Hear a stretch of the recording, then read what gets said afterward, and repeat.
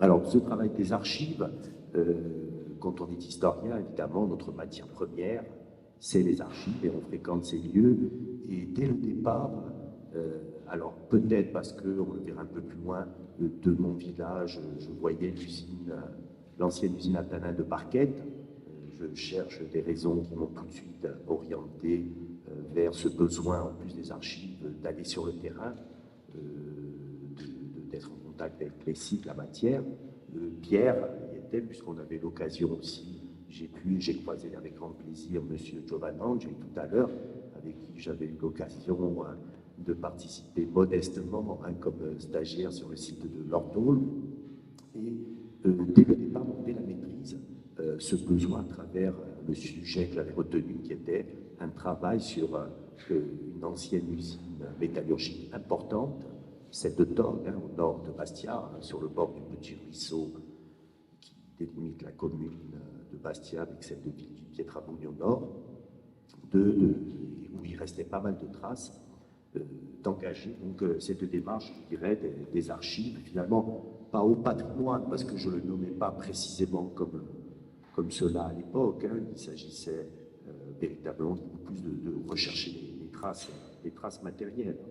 Mais en l'occurrence, effectivement, j'étais déjà sur un objectif de raccrocher les recherches à des éléments de patrimoine. Alors, les éléments de patrimoine, ça en vient plus à mon activité actuelle, à la direction du patrimoine de la collectivité de Corse, où effectivement notre orientation a été dès le départ de travailler non pas que sur le patrimoine, mais sur les patrimoines, plus largement. Les patrimoines, pourquoi alors un engouement qu'évoquait M. Franzini lors de son discours d'introduction, effectivement, on est sur une matière, un thème qui a beaucoup évolué, une spécificité française, ça démarre avec la Révolution française, finalement c'est la destruction qui a posé la question de l'héritage commun, et est-ce qu'on allait faire table rase, ou est-ce qu'effectivement il fallait garder des éléments. Puis les choses se décantent au début et se structurent dans la première moitié du XIXe siècle, avec ces listes, ces premières listes de monuments historiques. Mérimée, pour ne pas le citer, au-delà de Colomba, vous le savez quasiment tous, est venu en Corse pour finalement nous dresser une première liste des monuments qui lui semblait-il intéressant. Alors on le sait, il a été frappé surtout par le mégalithisme et par l'architecture romane. Il a délaissé d'autres secteurs, mais son séjour était assez rapide. Ce patrimoine, il va évoluer, effectivement, les listes vont s'enrichir, et les monuments historiques, je vous passe les étapes pour aller quand même rapidement, je dois quand même avancer, je ne vais pas dépasser mon temps avec 20 diapositives, mais on en arrive finalement de nos jours en Corse à une liste de monuments historiques qui s'élève à 340 édifices en architecture et 2 ou 3 000 objets pour le mobilier, en quasi-totalité des objets qui proviennent de nos églises. Alors pour l'architecture, 340, si on le compare à d'autres départements, c'est relativement faible. Ça s'explique par différentes raisons qu'il n'est pas nécessaire d'évoquer, mais quoi qu'il en soit, c'était notre point de départ pour évoquer les patrimoines. Et d'une analyse, d'essayer de comprendre finalement dans ces 340 objets, entre guillemets, qu'est-ce qu'on y trouvait en termes de typologie. On se rend compte que près de 50% concernent les églises paroissiales, les couvents, les chapelles. Ce qui est normal, je dirais, sans aucun jugement, c'est ce qu'il y a de plus artistiquement remarquable, c'est ce qu'il y a de plus monumental, donc on est à peu près d'accord. Sur la partie qui reste, on y trouve 10 à 15% de sites archéologiques, encore une fois, avec effectivement la préhistoire largement représentée, l'Antiquité un peu moins, mais assez bien représentés. On y trouve ensuite des ouvrages d'art, hein, nos fameux ponts génois, le pont Eiffel, un cas, je dirais, un peu atypique dans cette liste. Et ensuite, on a l'architecture défensive, qui a aussi, on est autour de 15 à 20%, avec les tours littorales, hein, il va nous en rester de mémoire à peu près 80, édifices en plus ou moins bon état. Et enfin, et les citadelles, bien évidemment, hein, les citadelles de Corse. Et enfin, quelques éléments d'architecture civile, je pense, avec les travaux qui avaient été menés par les représentants, donc plusieurs sont ici, de Petreschi sur les palazzi americani, qui ces 20 dernières années ont été protégés. Et puis, depuis 2-3 ans, donc, une volonté, à partir de cette analyse, finalement, d'ouvrir ces listes à d'autres typologies. Jean-Charles Chabat, que vous avez pu entendre tout à l'heure, a travaillé, par exemple, hein, sur une thématique qu'on souhaitait développer. On a encore beaucoup de travail autour de l'eau, tout le patrimoine que cela peut représenter, notamment, plus particulièrement, sur la nivère de Viti-Pietrabougne au nord de Bastia, hein, qui a été donc inscrite, protégée au titre des monuments historiques. Donc c'est un travail qu'il faut poursuivre, hein. L'intention est là.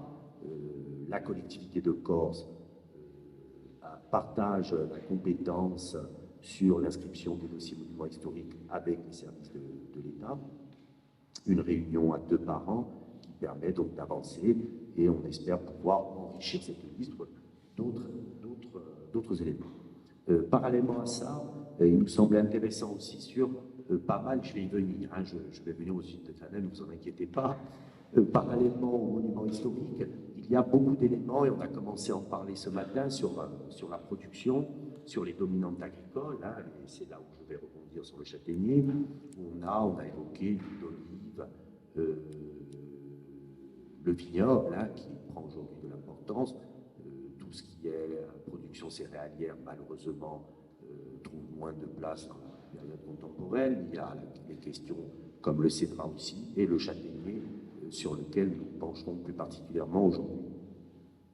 Donc, pour beaucoup de ces éléments, il apparaissait finalement difficile de monter un dossier d'inscription monument historique. C'est pourquoi on travaille, et j'espère qu'on pourra aboutir très prochainement, sur une labellisation, alors non pas une marque, mais sur la possibilité de prendre en compte d'autres éléments de patrimoine qui pourraient faire partie de l'héritage. Je pense à des aires de battage, à des éléments moins importants apparemment, mais qui permettraient aussi. Et en cela, c'est vrai que notre travail est très important pour essayer de faire ressortir, on a encore sur beaucoup de domaines, beaucoup de connaissances à aller chercher pour ne rien négliger. Donc voilà un peu ce cadre-là. L'autre point, avant même de rentrer dans le vif du sujet, c'était un sujet qui nous tient particulièrement à cœur quand on analyse aujourd'hui notre représentation du patrimoine de la Corse, c'est cette diversité. Alors cette diversité, on le retrouve dans d'autres régions, bien évidemment, hein, mais cette diversité, à la fois des thématiques, je viens de l'évoquer, hein, avec pas mal de sujets qui restent encore à explorer, et aussi cette diversité sur laquelle il nous semble important d'appuyer, on l'a évoqué rapidement ce matin, sur les territoires. Parce que finalement, effectivement, quand on regarde des territoires qui restent à définir, ce ne serait pas la pierre historique, ce ne serait certainement pas les cantons qu'on a connus, ce n'est pas non plus aujourd'hui les circonscriptions administratives que sont les communautés de communes, les EPCI, mais en tout cas sur des unités fonctionnelles où on retrouve des caractéristiques fortes de patrimoine. Exemple, la Balagne, hein, avec effectivement des dominantes agricoles très fortes, mais aussi, je dirais, dans la structure, dans la typologie et dans la structuration des villages. Hein, un village, on en est tous d'accord, mais il reste encore à travailler plus en détail. Un village du Mio, un village du Cap Corse, un village de Balagne ou un village de l'Altaroc n'a pas tout à fait, je dirais même pas vraiment, la même évolution, le même développement. Donc sur ces éléments-là, je crois qu'on a on a du travail à faire, je pense aux marines du Cap Corse, à tout ce quand on se promène dans la nature, à ces grappes de palminte, de pressoirs à vin, etc. On parlait tout à l'heure, lors de la présentation, des phares des moulins et des pressoirs hydrauliques et à sang de Balagne. Voilà, on a pas mal d'éléments encore, et avoir une approche comme ça par territoire me semble intéressante pour avancer sur l'identification des patrimoines de ces régions-là. Et parmi ces sujets, un plus particulièrement sur lequel on arrive, c'est le châtaignier. Alors le châtaignier, le titre, je l'ai légèrement modifié, je crois, par rapport à celui que j'avais donné, mais les problématiques que j'ai posées, c'est comment partir des sources historiques, d'un travail de terrain, et d'arriver sur des considérations patrimoniales. Avec aujourd'hui un patrimoine, j'ai coupé un peu mon propos, qui s'est effectivement beaucoup ouvert ces dernières décennies. Plus que vous le savez, on a le patrimoine architectural, on a le patrimoine mobilier, on a le patrimoine immatériel, on a le patrimoine naturel. On a aujourd'hui pratiquement, on pourrait dire, tout peut faire patrimoine, peut faire héritage. Et là aussi, il faut faire la part des choses, et le travail des scientifiques est essentiel dans ce développement, dans cette approche. Donc le châtaignier, ça fait partie des dominantes agricoles sur lesquelles, alors effectivement, Pierre, dans la présentation, je reste donc sur un travail autour des activités industrielles. Mais c'est vrai qu'en tirant les fils sur ce 19e siècle, sur cette période charnière, l'âge d'or de l'agriculture puis l'effondrement, l'arrivée d'embryons d'industrie et puis des échelles, on va le voir sur le tanin par exemple, et puis le tanin se pose la question, plusieurs d'entre vous le savent, concernant Bastia, l'activité de tannerie a été une activité pour Bastia très importante jusqu'au début du 19e siècle. Je pense à Lazarus, qui était maire autour du milieu du 19e siècle, famille de tanneurs, il y en a d'autres, et c'est une activité avec un régime douanier défavorable qui effectivement s'est effondrée dans la première moitié du 19e siècle, même si les tanneries sont restées en activité jusqu'au début du 20e siècle. Mais c'est assez intéressant parce que finalement, avec l'évolution du 19e siècle, la tannerie bastiaise, notamment, on a aussi un degré moindre la présence de tanneries à Ajaccio ou en plaine orientale, du côté de Cervione, on a comme ça quelques établissements, donc disparaît. Parallèlement, l'évolution technologique permet, à partir du temps de Châtaignier, c'est une révolution dans la tannerie avec cette nouvelle matière première. Et la Corse va jouer un rôle déterminant à partir des années 1880 jusqu'au la dernière usine de Pontelecce, on y reviendra, de ferme en 1965, va être un important producteur de tanin de châtaignier. Donc vous avez comme ça deux activités qui auraient pu être complémentaires, à avoir une chaîne complète entre l'élevage, la production de tanin et la tannerie des pots, une activité qui aurait pu être complète, qui en fait s'est échelonnée dans le temps. Donc sur le châtaignier, rapidement, voilà, j'ai parlé de civilisation du châtaignier. Le terme est un peu osé. Et effectivement, on a dans une région particulière, il y a un petit décalage, une région particulière qui porte le nom de Castaniche, la présence.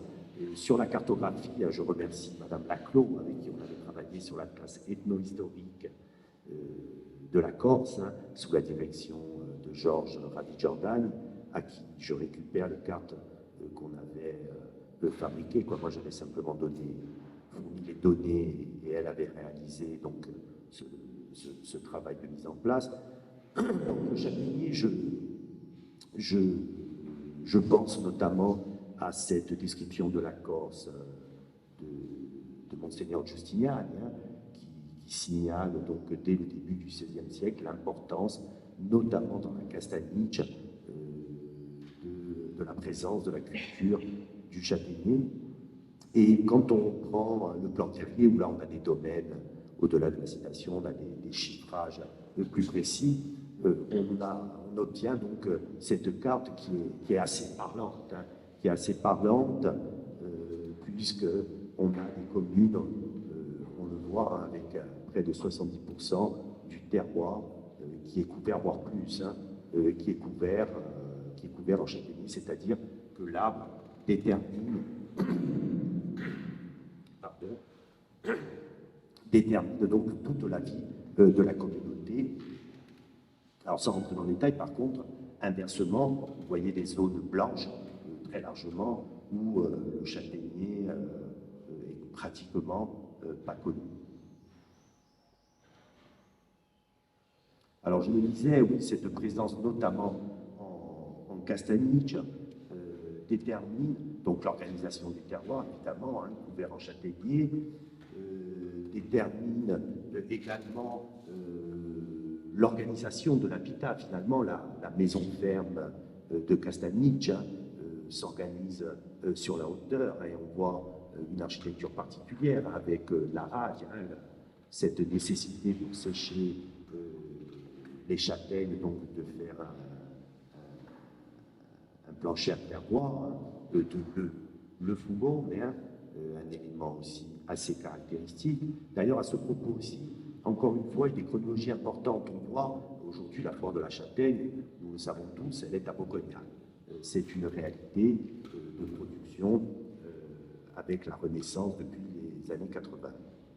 Et quand on travaille sur l'architecture et sur le patrimoine, on se rend compte qu'en Castaniche, finalement, les séchoirs isolés déportés de l'habitat hein, apparaissent vraiment en Castaniche au XIXe et sont très minoritaires. Hein. L'essentiel des familles sèchent leurs châtaignes au dernier niveau de la maison, dans cette pièce appelée la salle, hein, qui est, alors là aussi, sur le patrimoine immatériel, c'est très intéressant, hein, les veillers, la cuisine, la charcuterie qui sèche, etc., etc. Élément aussi intéressant, hein, s'il y a une charcuterie corse qui a une caractéristique particulière, c'est quand même d'affiner à l'origine. Hein, je ne m'engagerai pas sur les pratiques actuelles, mais en tous les cas, l'objectif, c'était effectivement d'affiner les cochons à la châtaigne. Principalement, hein, on a trouvé aussi, comme en Espagne au blanc, mais on a vraiment une dominante autour de la châtaigne. Donc oui, je disais, pour les séchoirs, on constate aussi, par exemple, dans la région de Bocognal, on va dire plus largement de la Gravonne, on remarque que l'essentiel des séchoirs en fait, sont séparés des maisons. Et c'est vraiment un élément qui apparaît, je dirais, plus tardivement, 19e et fin 19e, seconde moitié 19e essentiellement. Donc l'organisation du terroir, l'organisation de l'habitat. Alors le châtaignier, effectivement, on pense surtout à la châtaigne, aux fruits, puisqu'on lui a donné, là encore, on le sait tous, ce surnom d'Armentin, alimentation pour les hommes, alimentation pour les animaux, on l'a évoqué, pour les hommes, toute une typologie de plats, hein, consistants, hein, pour le moins. Également l'utilisation tout est utilisé finalement dans le châtaignier. Hein. Les feuilles, on le sait, pour j'ai pris l'exemple des pains de poulet et des miaches, hein, qui sont des traditions, donc pour les cuissons au four, l'utilisation également, je crois que c'est sur la diapositive suivante, l'utilisation des églises de châtaignier aussi pour l'artisanat. On pense à ces fameux paniers, hein, je pense dont j'ai perdu son nom, qu'on retrouve encore à Salicette, qui fabrique encore des paniers, je me souviens plus de son nom, bon, peu importe. Une activité donc artisanale et l'utilisation du bois de châtaignier finalement pour des multitudes de besoins. Et quand on regarde aujourd'hui les collections du musée de la Corse, on y reviendra, on se rend compte que véritablement le bois avait un rôle fondamental et le bois de châtaignier particulièrement.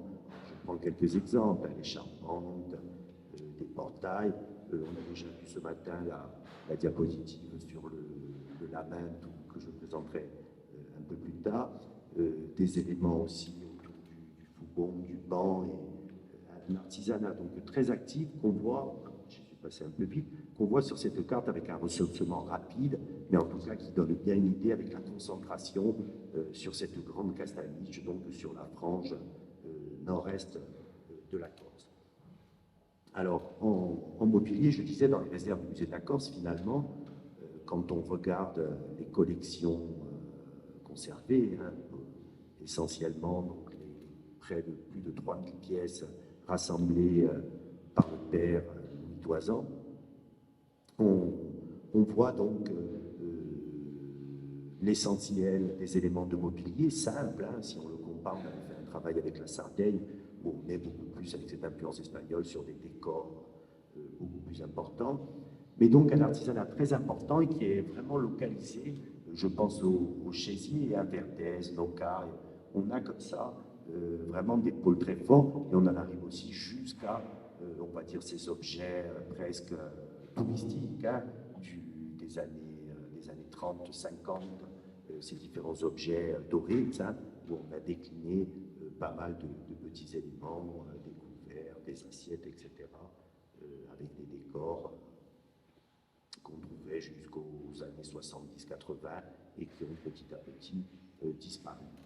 Autour de la châtaigne aussi, rapidement abordé, on en a parlé tout à l'heure, hein, sur la question des moulins, les machines hydrauliques, cette révolution du Moyen-Âge, hein, avec, de manière assez intéressante, hein, et ça renvoie à ce qu'on disait pour la production d'huile d'olive, par exemple, hein, où on voit la nécessité de tout, le besoin de roue verticale, hein, et vous voyez sur la seconde carte de gauche l'importance des roues verticales en Malagne pour ce qu'on appelait les fabriques, hein, où on a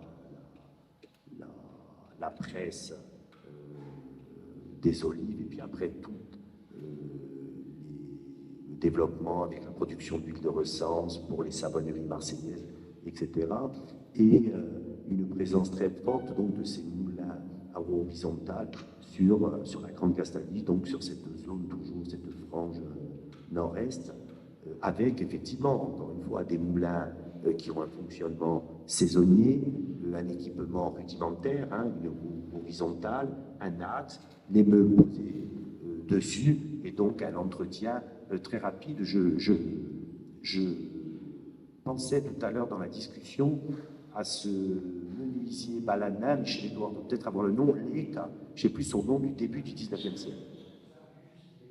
Fabius Leca, c'est très intéressant. On avait retrouvé son carnet de commandes. Il a fait des ouvrages exceptionnels comme les menuiseries du Palazzo Piccioni, l'hôtel plus connu aujourd'hui sous le nom d'hôtel Napoléon d'Île-Rousse. Et au milieu de ce carnet, on trouve plusieurs éléments et même on va dire des dessins schématiques de son travail, de ses commandes pour réparer ou construire des roues horizontales de moulin. Donc voilà, une technologie très très simple, je disais, ces moulins, ces petites structures, hein, c'est vraiment, si on les compare aux moulins verticales, comme celui de Sant'Eugene d'Italan, ou comme plusieurs fonctionnaient en Malagne, on est sur des établissements très différents. Le point commun, c'est l'utilisation de la force hydraulique, mais dans un, on a un meunier de personnes maximum qui travaillent une partie de l'année. Dans les autres, on peut avoir 6-7 personnes. Vous voyez d'ailleurs, c'est très bien indiqué sur la carte de Madame Laclos. Donc, pour finir rapidement sur les moulins, donc ils fonctionnent une partie de l'année. Aussi intéressant à savoir, hein, ces moulins à farine, on produit essentiellement dans la zone qui nous intéresse de la farine de châtaigne, mais on a aussi une utilisation, évidemment, pour le blé, pour les autres céréales, éventuellement dans certaines zones également pour le maïs.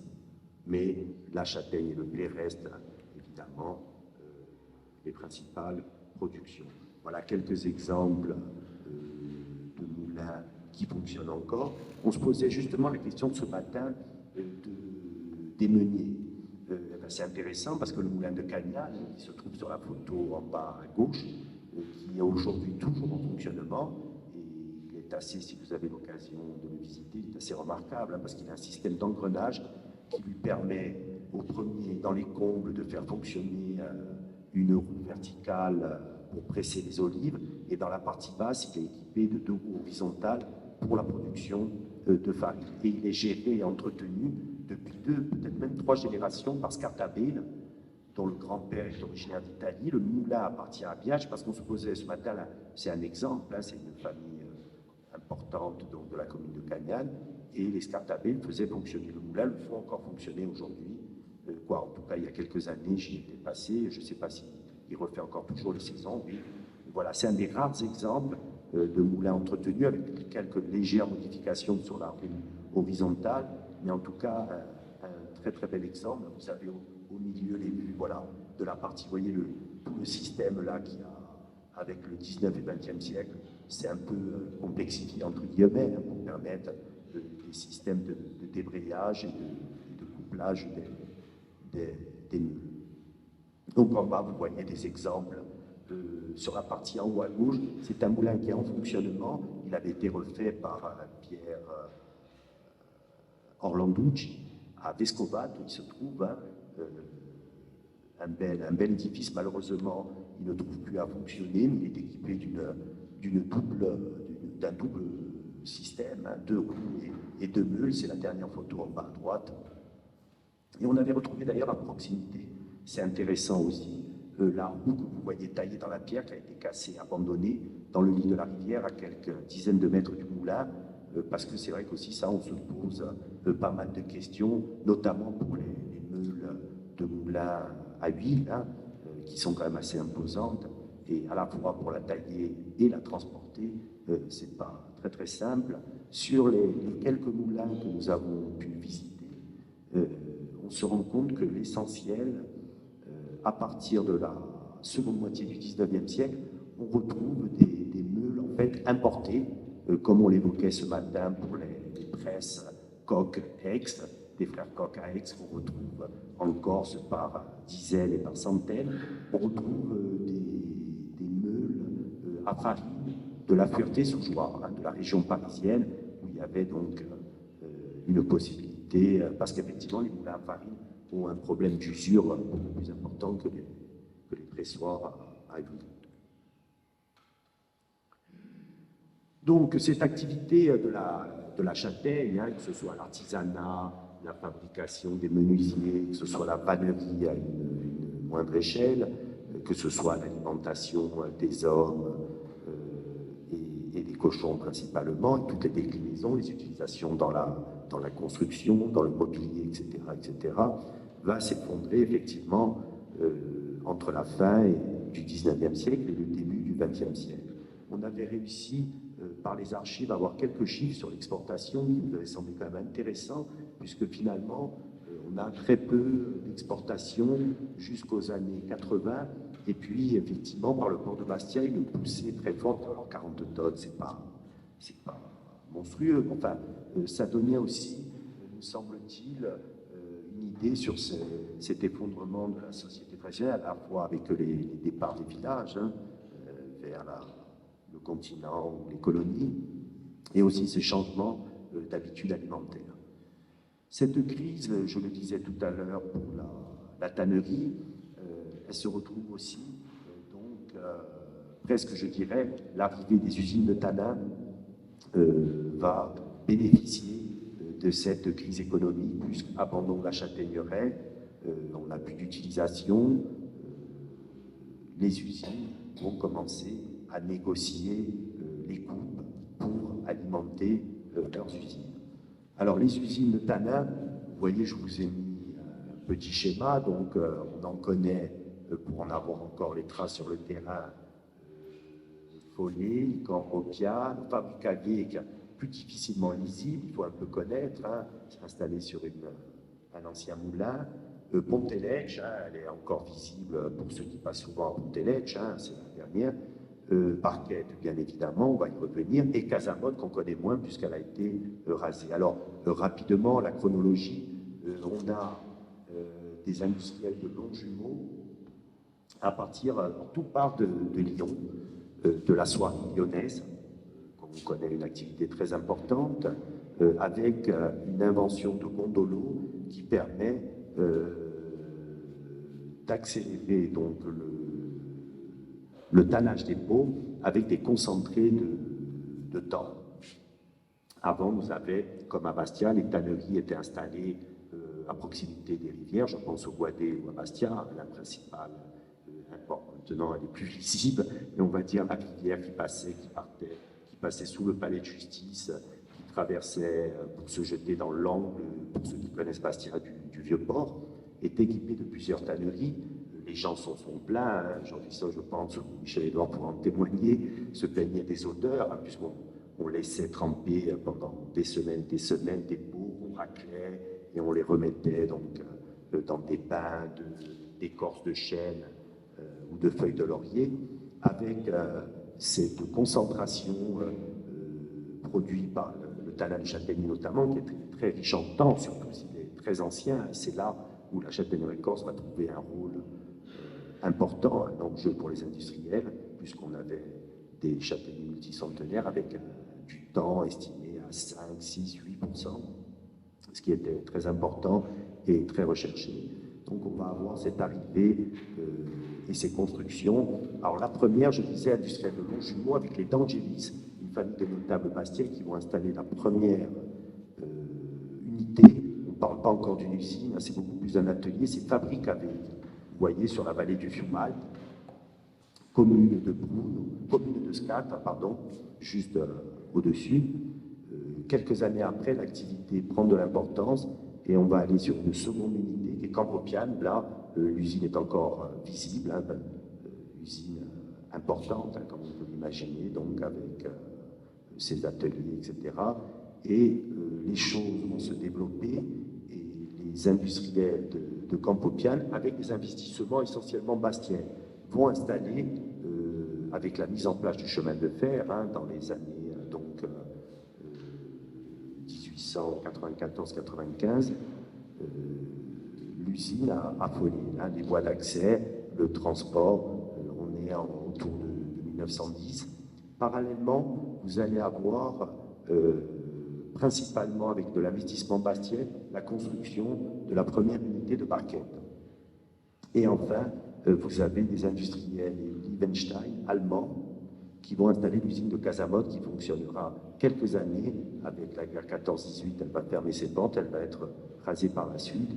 Et enfin, on a une dernière unité qui va s'installer à Ponteledge. Là, on a des investisseurs et on l'appelle toujours d'ailleurs la maison du directeur, c'est la maison des Anglais, qui se trouve, pour ceux qui ont connu l'ancien maire de Ponteledge, M. Ferrand, vivait dans ses installations, dans ce bâtiment. Il avait d'ailleurs racheté à la fois la maison et l'usine. Il comptait en faire une boîte de nuit, quand même une piscine est installée à l'intérieur, qui n'a jamais été remplie. Mais, donc voilà, comment quelques années, entre les années, alors on va avoir quelques chiffres de production qui vont nous en dire un peu plus sur les périodes. Donc vous voyez l'évolution à l'installation de SCAT et puis de Prune dans les années 1885, avec une production de quelques dizaines de tonnes. Et puis très rapidement, entre 1995 et la guerre 14-18, une production qui va exploser en quintométrie. Quand vous enlevez un zéro, vous avez le chiffre en tonnes, autour de 20 000 tonnes. La France est le plus important producteur sur ces années-là, et la Corse est le premier département, donc producteur de tanin. Alors la fabrication, pour aller à l'essentiel, finalement, oui, il faut que j'accélère un peu, parce que je content pour aller à l'essentiel. Donc le tanin, les châtaigniers sont débités en bûches, ils arrivent sur site, ils passent dans des énormes scieries pour débiter en copeaux, en petits copeaux de bois, qui vont être passés dans ce que l'on appelle des autoclaves. Les autoclaves, c'est ni plus ni moins qu'une grosse cocotte minute, en cuivre de plusieurs mètres de haut, où il va subir donc un lavage et pour ressortir donc sous forme de pâte plutôt liquide. Et vous avez vu sur la diapo précédente les tonneaux, hein, et ces tonneaux seront transportés et exportés essentiellement par Bastia pour rejoindre la région lyonnaise et le nord de la France, mais également des exportations dans l'Italie notamment et dans d'autres pays européens. Donc effondrement pendant la guerre 14-18, pour finir mon commentaire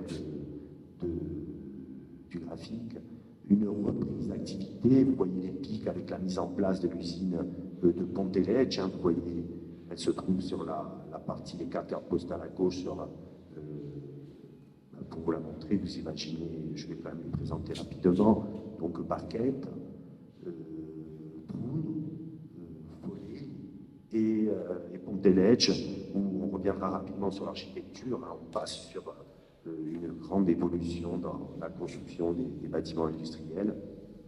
Voilà, regroupement, concentration sur la dernière période après la Seconde Guerre mondiale, en 1949, 3 usines vont rester en activité, et puis l'effondrement et la fermeture, parce qu'il y a, pour des raisons encore une fois technologiques, de goût, avec le mimosa, d'autres variétés plus riches en tanins qui vont supplanter l'exploitation du châtaignier qui revenait quand même relativement cher, même si le succès de la Corse était un châtaignier lâchant en goutte de bois, pas très cher. J'avais d'ailleurs parmi les personnes qui allaient démarcher pour acheter une goutte de bois, j'ai eu l'occasion donc de rencontrer M. Paul Silvan, vous vous souvenez, le célèbre journaliste aujourd'hui décédé, qui a commencé pour les usines de tanin à l'acquisition de gouttes de bois. Donc l'évolution du châtaignier, rapidement, hein, effectivement, il y a eu à cette époque-là une question autour des coupes pour les usines, hein, avec des exagérations plus ou moins sur ce qu'a représenté l'industrie dans l'affaissement des hectares en châtaignier. On l'évalue, voilà, c'est des chiffres qu'on a donnés autour de 12 000 hectares. La Corse a connu la principale période, seconde moitié 19e, les estimations, je l'avais dit à la première diapositive, on est entre 30 et 35 000 hectares couverts en châtaignier. On va avoir un affaissement, je pense qu'au-delà des usines ont une responsabilité, même si elles s'étaient équipées à partir des années 30 de pépinières pour replanter du châtaignier. Ça a fonctionné plus ou moins bien, ça mériterait d'être creusé. Mais au-delà de ça, le plus grand malheur du châtaignier, c'est bien évidemment son abandon. C'est pour ça que ce matin, on a vu un peu le lamento du Gashtan. C'est intéressant de voir, et ça rejoint ce développement du patrimoine, de rejoindre finalement le patrimoine culturel immatériel avec cette célèbre chanson illustrée là par Limon de Tabagne, photographe de son état, qui avait produit ce petit carnet, comme on le faisait beaucoup entre les années 1910 et 1930, des petits carnets de cartes postales où il reproduit donc la chanson qui avait été écrite au début du XXe siècle. Je disais donc plus que les usines, il est quand même intéressant de constater que dans l'affaissement de la châtaigneraie aujourd'hui, même si les estimations, on parle encore selon les chiffres, on trouve de l'ONF des chiffres, vous voyez, de 5, 8, 10 000 hectares couverts en châtaignier. Dans la réalité, difficile à estimer, surtout l'abandon, les incendies. On a eu aussi des maladies. Dernièrement, effectivement, on a eu le cynips, qui apparemment aujourd'hui, avec le taurimus, c'est bien ça, le taurimus qui mange le cynips, on ne sait pas à la fois quand ils aura tout mangé ce qu'il va faire. Mais quoi qu'il en soit, dans le passé, il y a déjà eu des soucis avec l'encre et l'endoxia pour nos châtaigniers. Il y a surtout les incendies depuis les années 80 qui effectivement posent des problèmes importants, l'abandon de la plupart des châtaigneries. Dessous quelques cartes pour donner une idée, hein, en éléments pour en faire un commentaire rapide, hein, Castaniche a repris un peu, je dirais, du poil de la bête, parce que vous voyez qu'en 79, finalement, le Sud, hein, avec à travers évidemment de manière symbolique Boconian, mais plus largement avait développé ses récoltes. On a une reprise depuis quelques années, sous Bosso, en Castaniche. Alors, de tout ce commentaire autour du châtaignier, hein, on l'avait dit au départ, notre souci c'était quoi? Notre objectif c'était finalement de se questionner aussi sur les éléments de patrimoine. On en a évoqué quelques-uns, un patrimoine mobilier pour les musées, hein, avec un artisanat qui était assez important, hein, dans les musées, mais je pense aussi à nos églises. Hein. Je vois un banc là derrière, il y a pas mal de chances pour qu'il soit en châtaignier. On a donc beaucoup d'éléments encore à inventorier et à protéger quelque part également. L'élément sur lequel on voulait arriver, c'était finir avec deux exemples. L'exemple, vous devez le connaître, hein, de Follet, qui avait été l'ancienne usine de Follet, rachetée par le département de la Haute-Corse, avec un projet. On a eu l'occasion de participer donc au travail autour de la mémoire dans cette région très forte. Hein. Je n'ai pas parlé de tout l'aspect ouvrier, mais qui était quand même dans cette région, dans les deux vallées, hein, du Golo et du Fiumal, il y a eu un syndicalisme, il y a eu quand même pas mal de phénomènes en termes de société, hein, avec chaque établissement, vous voyez, 300 ou 400 ouvriers, plus vous aviez les muletiers, plus vous aviez les équipes essentiellement d'Italiens pour la coupe du bois, toute une activité importante autour de ces sites, de ces usines. Donc l'exemple de Follet, un exemple où l'usine Follet s'est développée autour de l'usine, hein, c'est l'origine de l'implantation, c'est la commune de Pintavigazine, comme Marquette et la commune de Volpajol, etc. Et où on a eu finalement, à travers l'activité de ces usines, une implantation en fond de vallée, ce qui n'était pas aussi marquant avant leur construction. Et un autre exemple, pour finir, c'était qui m'a semblé très très intéressant, parce que justement, il posait le questionnement entre, Antoine, ce que tu appelais tout à l'heure, c'était l'enthousiasme de l'immédiat. L'obsession du présent. L'obsession du présent et de l'immédiat, et de cette course en avant. Et c'est un travail de Sophie Fakis, hein, une étudiante qui est aujourd'hui architecte, hein, une étudiante, et son mémoire de fin d'études me semble très intéressant. Sébastien Tchelli, qui était dans son jury d'ailleurs, qui a vraiment frappé sur ces réflexions finalement entre le patrimoine et le sens aussi que peuvent avoir les choses au-delà de la remise en état d'une friche, qui est, voilà, c'est des pratiques sur les bâtiments industriels s'y prêtent particulièrement bien, et notamment pour les espaces culturels. Là, on a des nombreux exemples à travers le monde. Là, cette approche est très intéressante, alors réalisable, elle pourrait l'être, hein, avec une vraie volonté. C'est donc déjà de se poser la question des rythmes avec une société corse aujourd'hui qui vit, là on rentre, hein, dans la suractivité de la saison estivale, hein, et puis des périodes, on le sait, novembre à février, où là non seulement il y a quasiment plus de tourisme, mais même les Corses s'en vont, pour les plus aisés dans les îles, pour d'autres au ski ou ailleurs. Quoi qu'il en soit, voilà, on a vraiment des rythmes très différents et qui sont un peu effrénés. Et à travers cette réflexion, c'était de se poser finalement entre la société corse actuelle, qui vit, c'est une évidence, sur le tourisme, qu'on le veuille ou non, comment réutiliser un bâtiment industriel pour nuancer ses rythmes et en faire finalement, faire de Barquette une activité à l'année. Alors voilà, grosso modo, je le simplifie, hein, c'est un mémoire qui allait un peu plus loin, où elle proposait donc de rester sur l'idée autour de la châtaigneraie, hein, puisqu'on est au pied de la Castaniche, sur la vallée du Golo.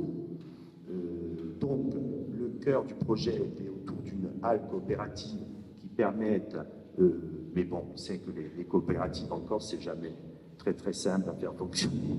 On l'a vu pour le vin, mais on peut espérer qu'à l'avenir, on puisse progresser sur ce domaine-là également, donc de tourner comme activité principale autour d'une halle coopérative où tous les castagniculteurs des environs pourraient disposer des ateliers pour fabriquer de la farine et boire des dérivés, et une partie commerciale qui permettrait donc, sur ces périodes, évidemment, la châtaigne, vous le savez, c'est sur les mois d'hiver, de fonctionner et de ne pas rejeter les possibles activités touristiques avec l'usine à papier, parce qu'en fait, je ne voulais pas présenter plus que ça, mais j'ai tellement perdu de temps sur mes diapos, mais en fait, sur le site de Parquette, vous aviez 3 usines. Une parquetterie qui permettait sur les plus beaux bois de châtaignier de le valoriser en produisant du parquet et du mobilier également. Une usine à tanin, là, je l'ai dit, avec ces autoclaves qui permettent de débiter le châtaignier et de produire du temps. Et enfin, l'usine à papier qui permettait des déchets des 2 autres usines de valoriser pour faire du papier cartonné. Donc, pour revenir au projet, donc l'usine, la parquetterie qui, vous savez, a été transformée, on va dire en gros la vaisselle. Vous savez qu'il y a eu un projet sur Parquette il y a une dizaine d'années pour faire, on a rasé l'usine à Tanin. Pour la cheminée, elle a dû être conservée parce que la population s'est mobilisée. Les gens de Parquette ont estimé qu'ils ne voulaient pas qu'on casse, c'était l'emblème de Parquette, la cheminée, donc elle a été conservée, vous pouvez encore la voir. Par contre, l'usine à tanin a été rasée et la parquetterie, donc, s'était approchée, qui avait la volonté, c'était une idée assez intéressante, de récupérer les bouteilles de verre, et c'est quand je dis un gros lave-vaisselle, j'exagère, il y avait toute une chaîne qui permettait de laver les bouteilles, d'enlever les étiquettes, etc., et ensuite un tapis de classement qui permettait, donc, notamment en direction des vignerons, d'avoir un approvisionnement à coût moindre du verre. Ça, c'est pas fait pour différentes raisons, pour en parler lors du déjeuner. Et enfin, l'usine à papier, donc l'usine à papier qui anciennement donc, date du début du siècle, hein, c'est l'édifice le plus remarquable, hein, il y a en fond de fer, habillage en briques rouges, il y a un ciment, depuis quelques années on a la mode du ciment ciré, là il n'y a plus de toit dans l'usine, il y a un ciment à l'intérieur qui est exceptionnel, qui permettait donc d'envoyer des concasseurs jusqu'au cuve et de récupérer pour la fabrication donc, de ce papier cartonné. Donc, Madame Fakis nous propose d'installer dans ces espaces-là, puisque les cuves, les éléments, ils sont en relativement bon état dépeints. Et enfin, pour rester toujours dans cette optique de développement, de tourisme durable, de finir avec de l'autre côté du Golo, avec un refuge pour permettre aux randonneurs sur le Tramar et Monde, donc de séjourner sur cet espace. Voilà, je crois que j'ai à peu près fait le tour de la question. Je vous remercie de votre attention.